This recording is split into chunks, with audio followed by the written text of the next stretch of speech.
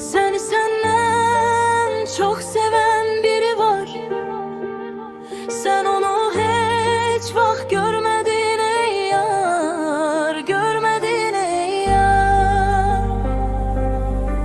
Sustum, geçti aylar, geçti fəsillər.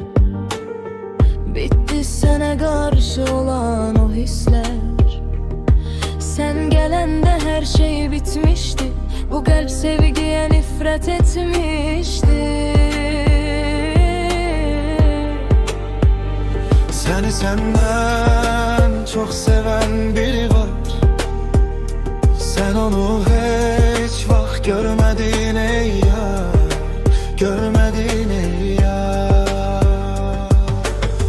Mənə xoş davranırdın, halıma dayanırdın.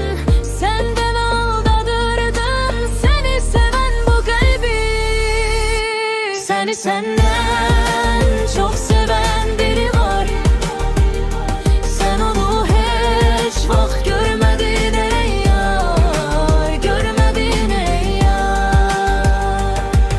Sevgi çok güzel istir anlaşıldığın zaman. Çok büyük dertler verir sevilmediğin zaman. Bu ne derttir düştüm ben, aman aman, ay aman. Seni senden çok seven biri var. Sen onu hiç vakt görmedin ey yar, görmedin ey yar.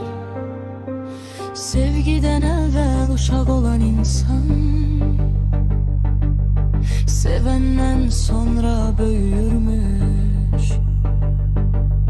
Ayrılık acısını hisseden insan kalbinde hasret büyürmüş.